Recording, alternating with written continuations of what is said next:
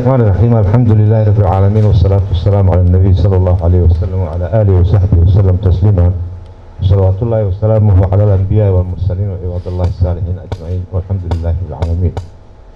Excellencies, distinguished guests, honorable members of the Federal Parliament,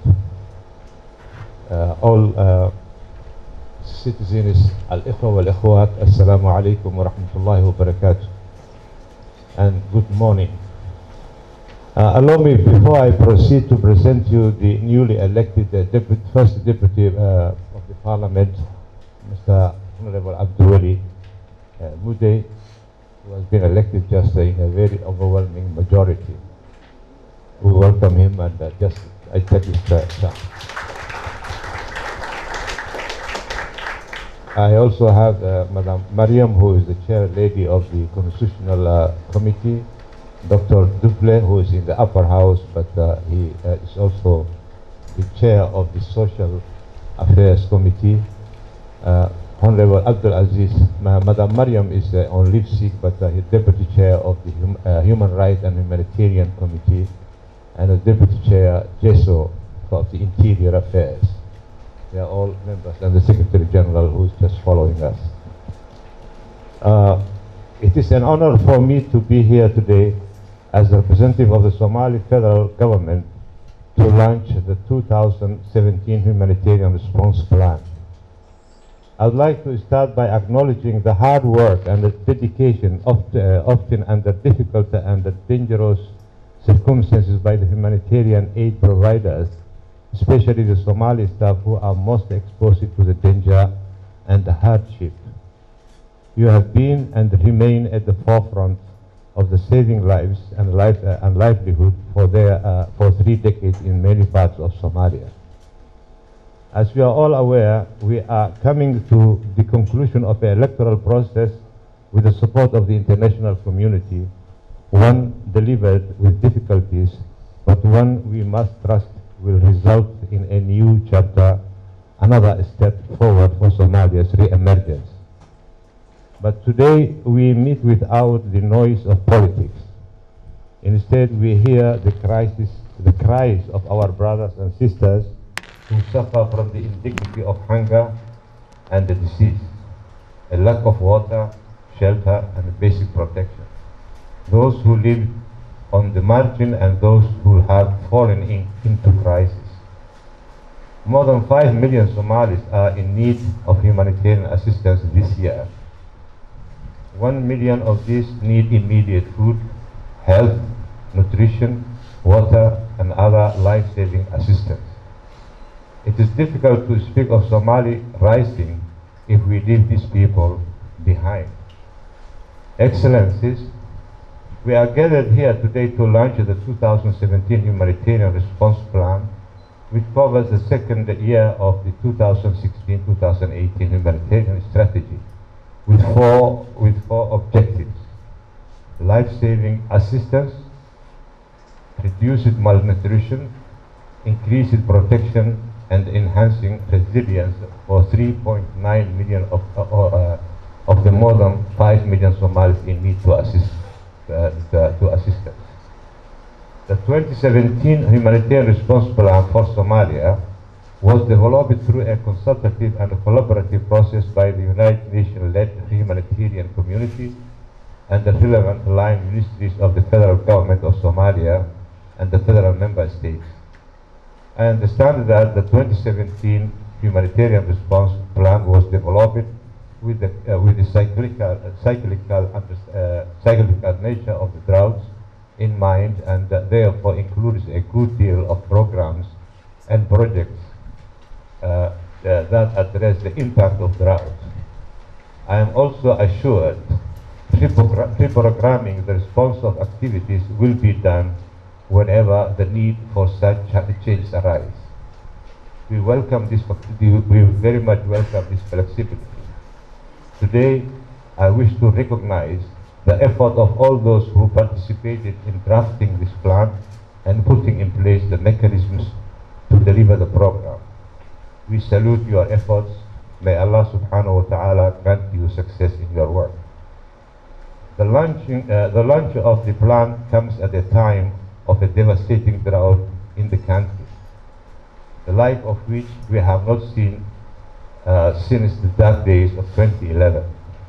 The current drought is unfolding against a backdrop of a protracted humanitarian and development crisis in Somalia.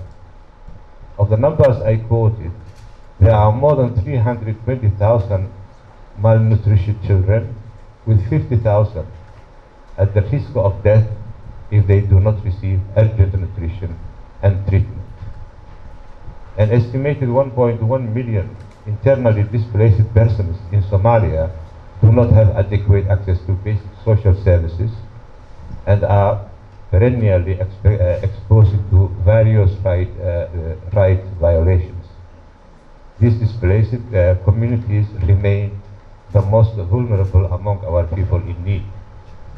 The Somali federal government is committed to do its level best to ensure timely and coordinated response to the drought emergency. We are working closely with the humanitarian organizations and have already put in place drought response mechanisms. A national drought relief committee led by the Deputy Prime Minister is established and will be responsible for policy setting and strategic guidance. A technical working group under the National Committee has also convened to ensure we do our part, including creating a conducive environment for humanitarians to work. The Somali federal government will work with the humanitarian organizations to facilitate the delivery of humanitarian aid everywhere possible. In this regard, we are ready to listen to any concern from the aid community related to any existing or potential access impediments.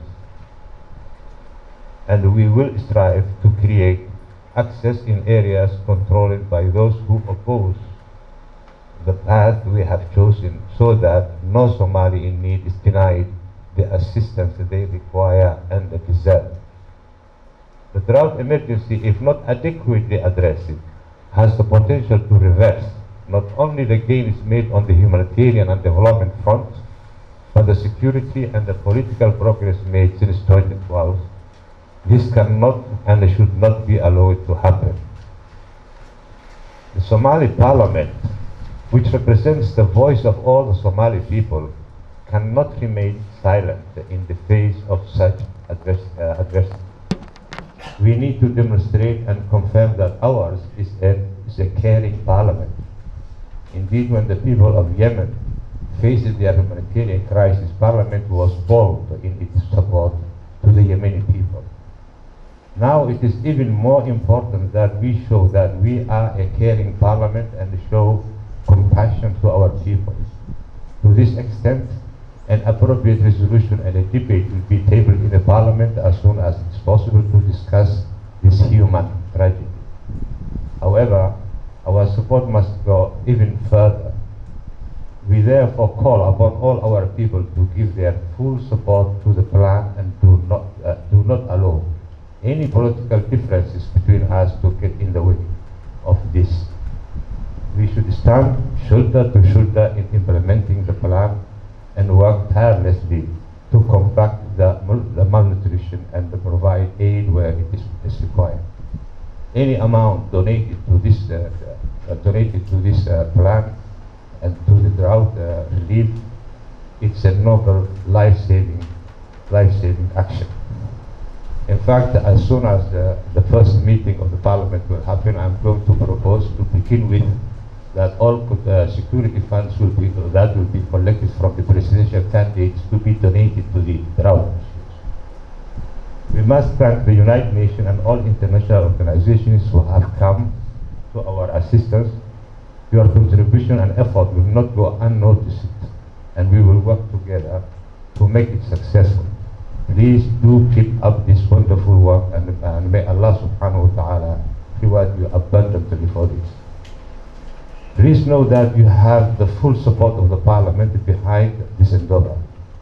For the Somali people, it is wise for us to heed the words of the Surah 94 in the Quran, which Allah has assured us, for indeed with hardship will be ease.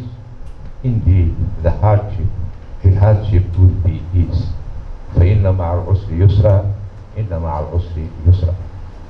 On behalf of the Somali people and government, I call upon the international donors community to provide timely and adequate funds so that the envisaged humanitarian response activities for 2017, including drought response, could be implemented. Somalia is recovering after the past years of despair and hopelessness. The international community has been pivotal in this recovery. It will be tragic if the fruits of decades of hard work and the investments are lost at the dawn of the Somali River. The onus is on us